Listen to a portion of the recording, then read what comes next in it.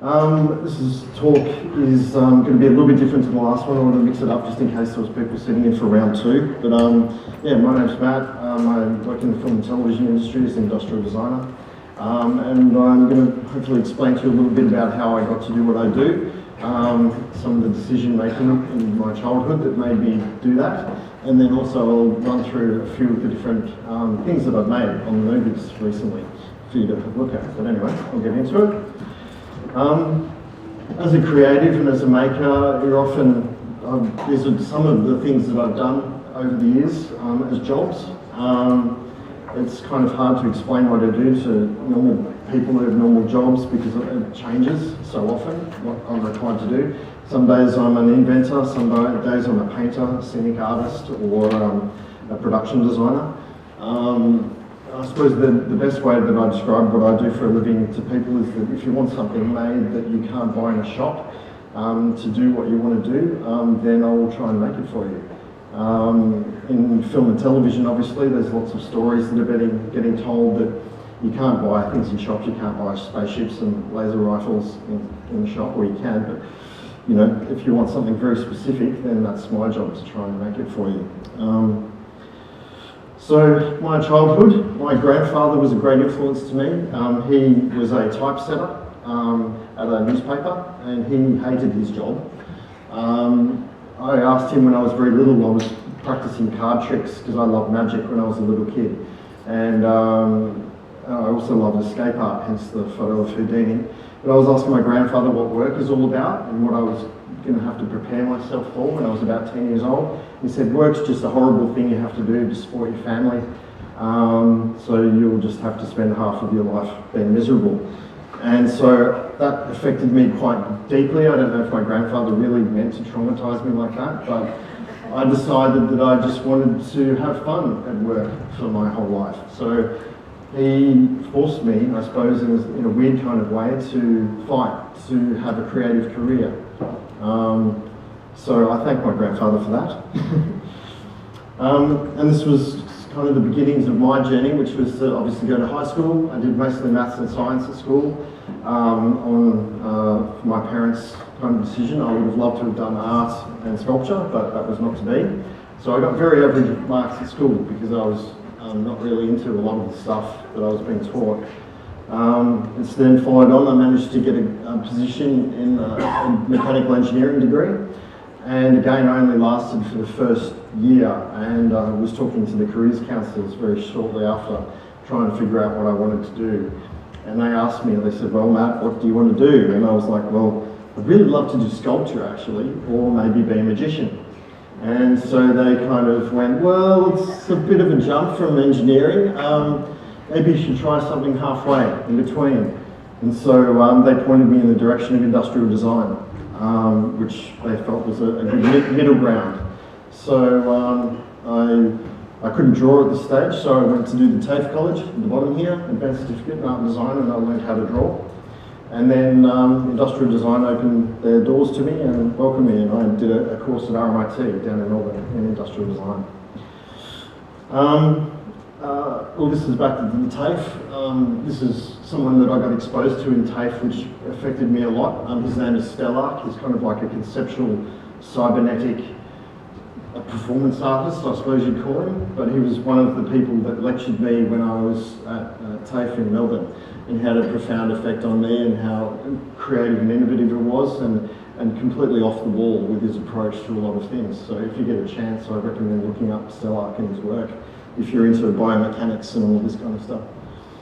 But yeah, then I did industrial design, the degree itself, and now I found that industrial design itself, the course was wonderful. I learned a lot about materials technology, but ultimately we are the people that interact with the products that are designed. You're the one that's sitting on the chair, I'm the one that's using this lectern.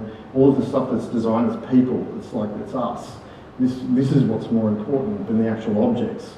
So I found that I was more interested in the human body and human anatomy and life drawing and all of these kinds of subjects when I was at school, and focused primarily on that rather than the actual objects themselves. The objects that we use help us in our journey, but I don't think they're the end all and be all. It's quite a materialistic culture that we all live in, and there's this kind of idolising of objects, and I really think it's more about us than it is about the things.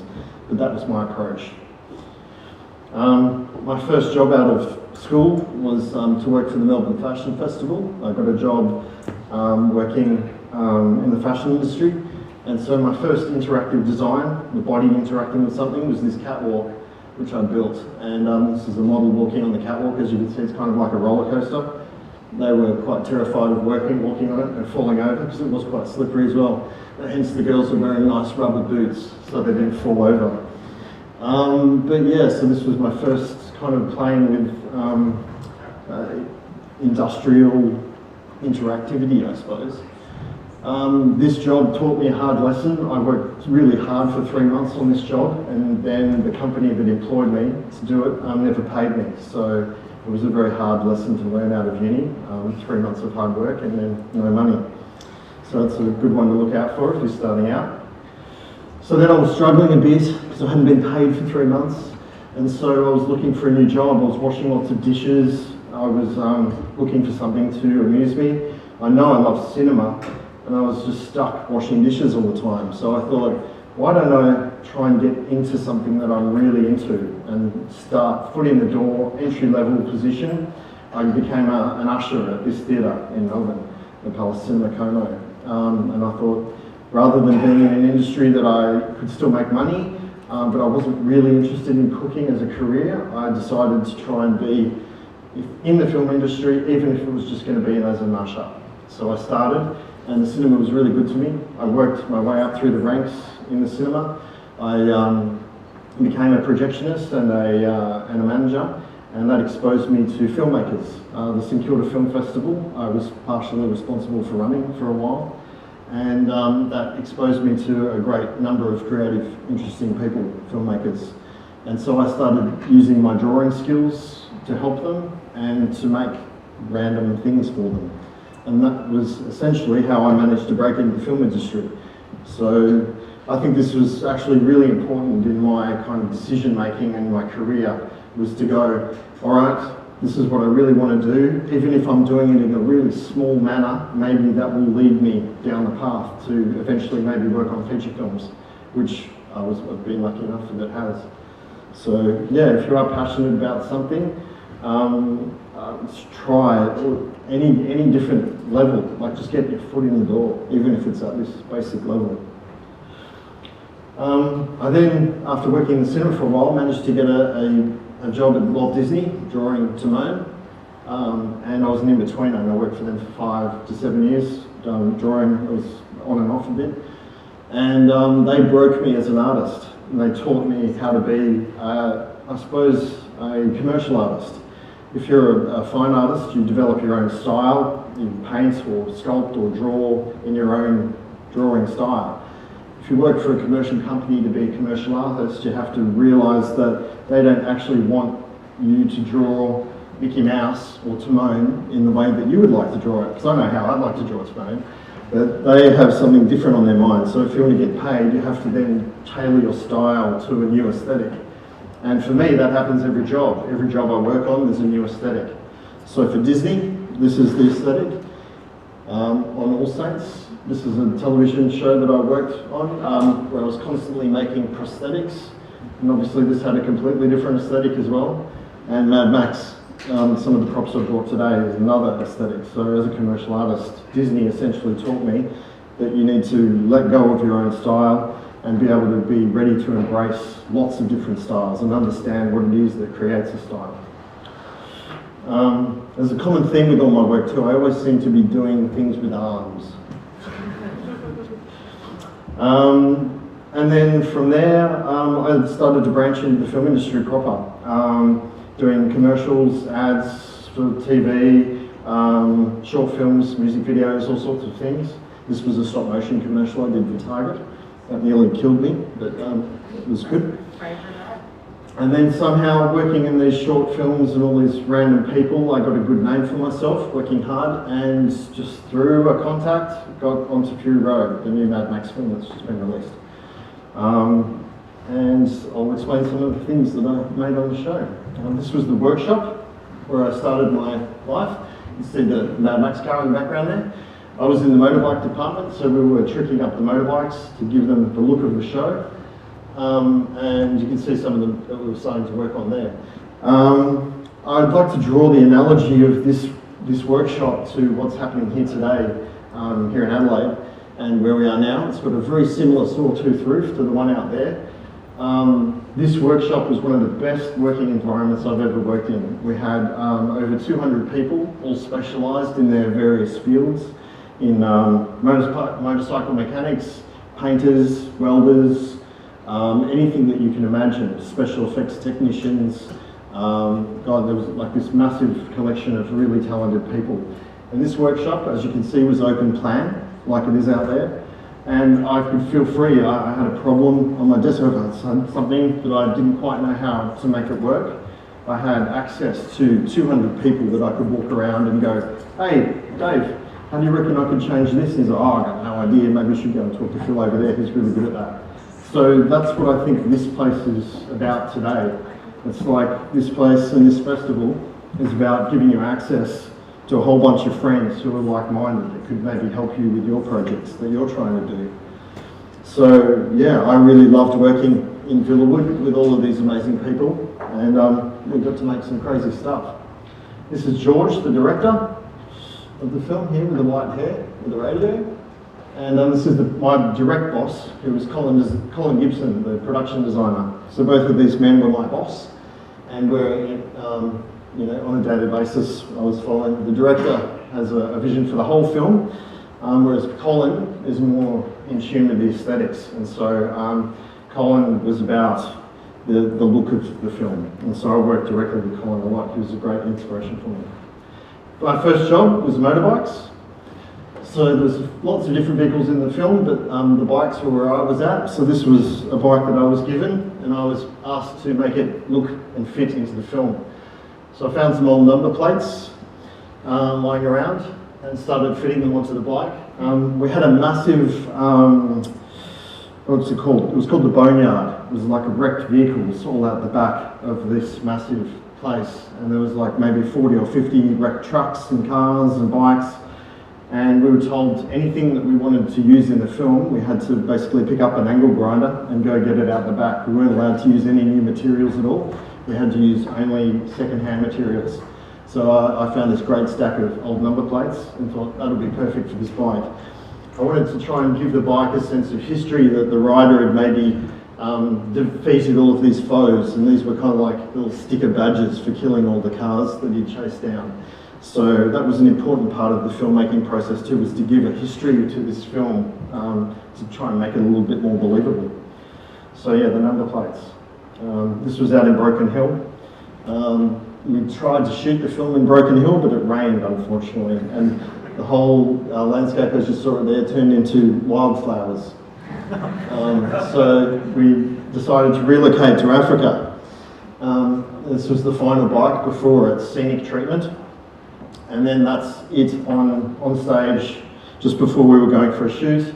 As you can see, I made it all nice and shiny, and then they went. But yeah, that's the process.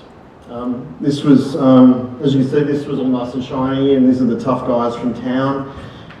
The next bike that I'm going to show you here is, this was the Volvolini clan, which is all of the ladies out living in the dunes, if you've seen the film, and they had a bit of a different aesthetic. They didn't have all of the technology that the city boys had. They were out living in the dunes, and so there was a lot more kind of knitting, strapping, kind of nomadic kind of technology out there for the ladies to also give them a direct different feel. You've got the goodies and the baddies, so the girls are the goodies in this story. And I was very proud of my knitted motorbike tank. And this was the final bike. You can see how amazing photography can be to make something change. So you can see what filmmaking treatment can do to something.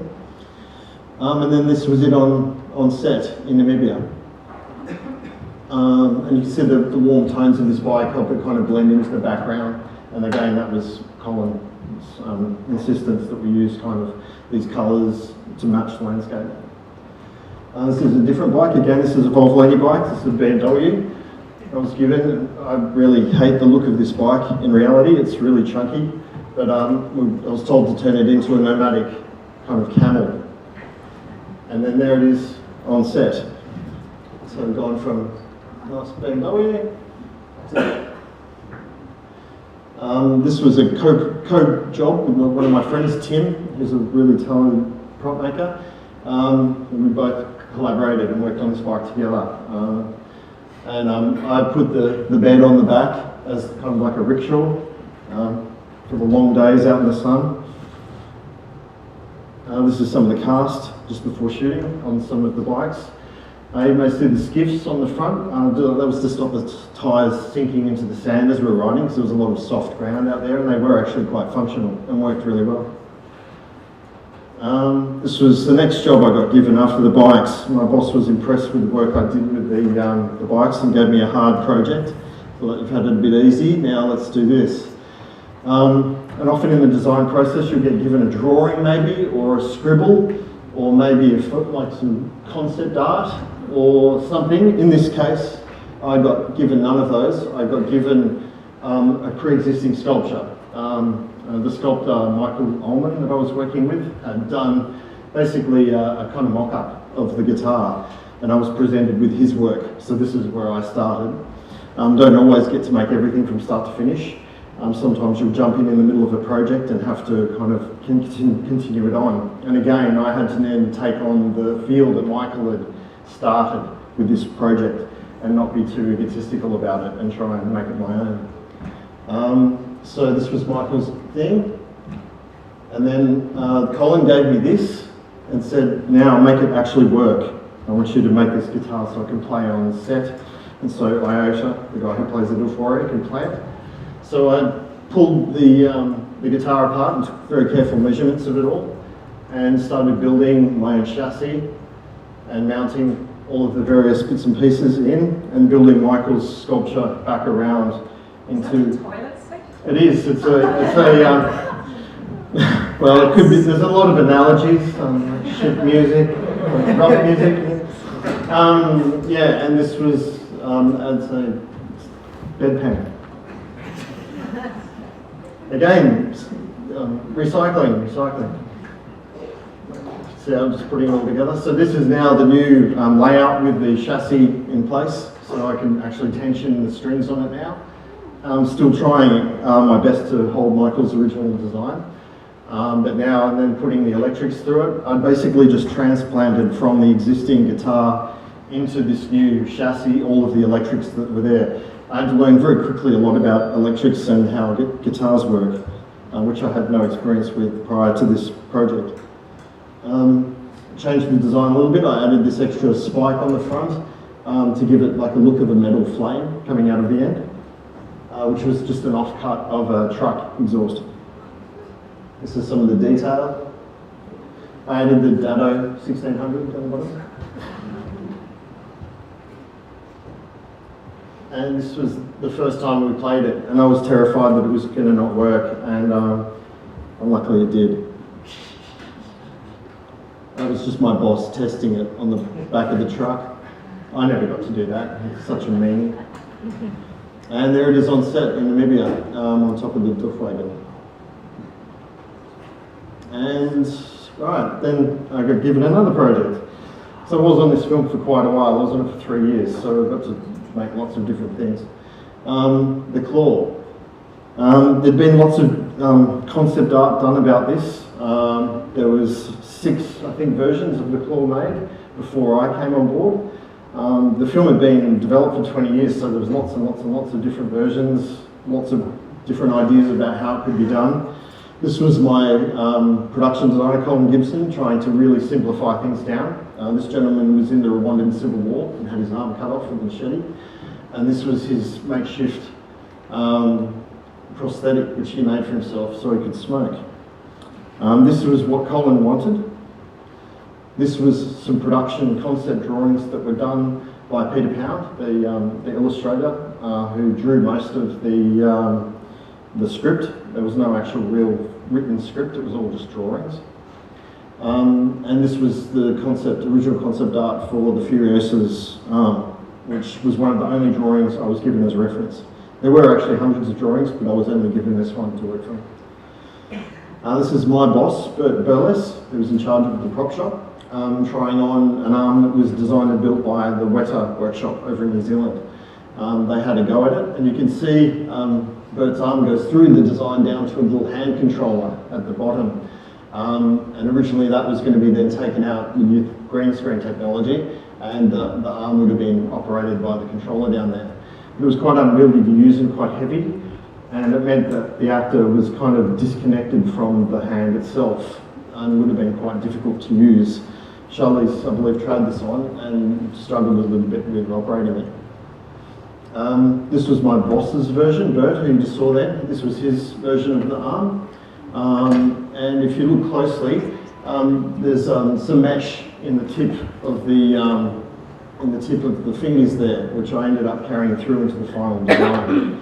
So there was all of these different versions of the arm, and I tried to take the best bits of all of them, which everyone liked, and put them into one final thing.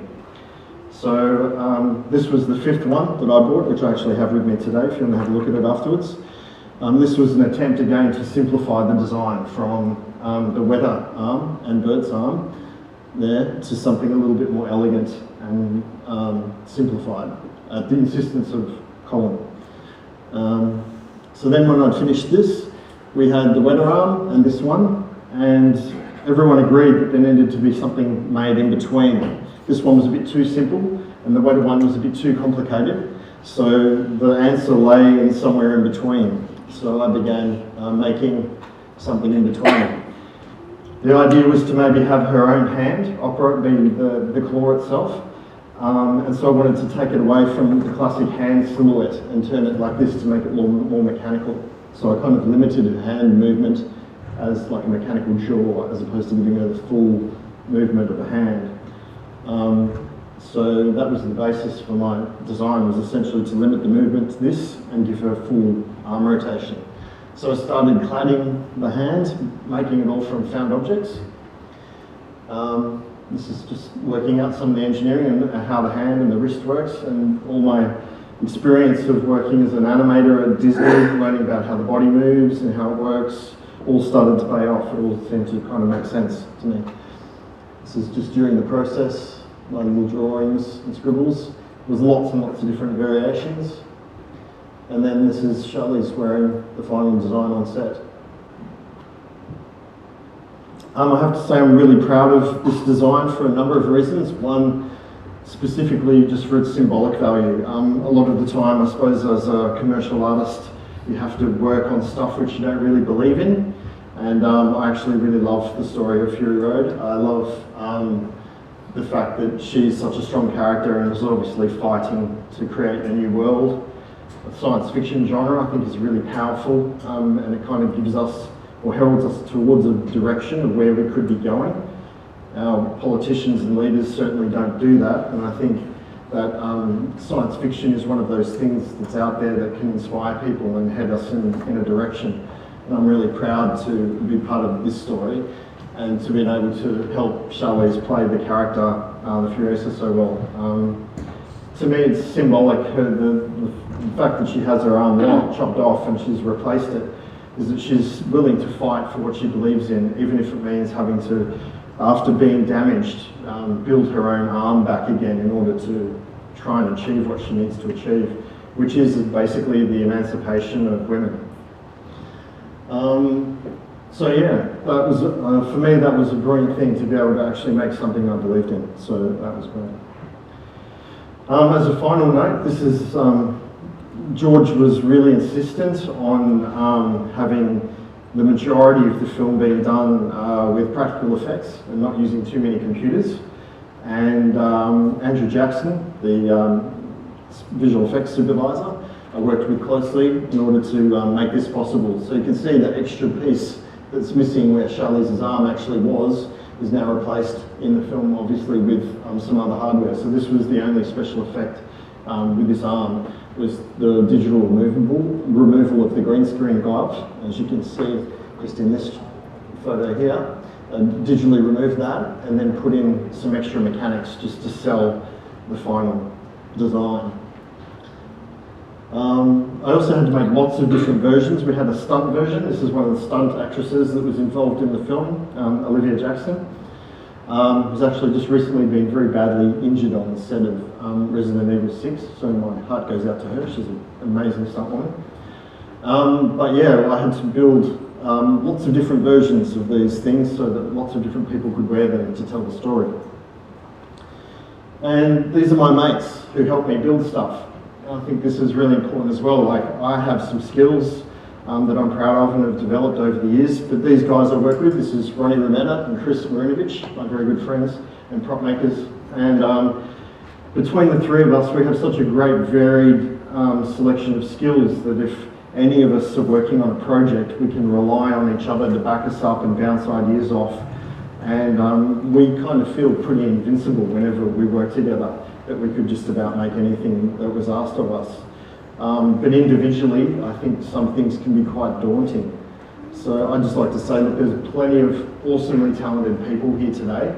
And I'd just like to say that, you know, this environment, the Tonsley building here and the little makers community that you have here is a fantastic thing. And I just, yeah, encourage you to go and meet some great new friends out there and make some cool stuff together. And that's about it.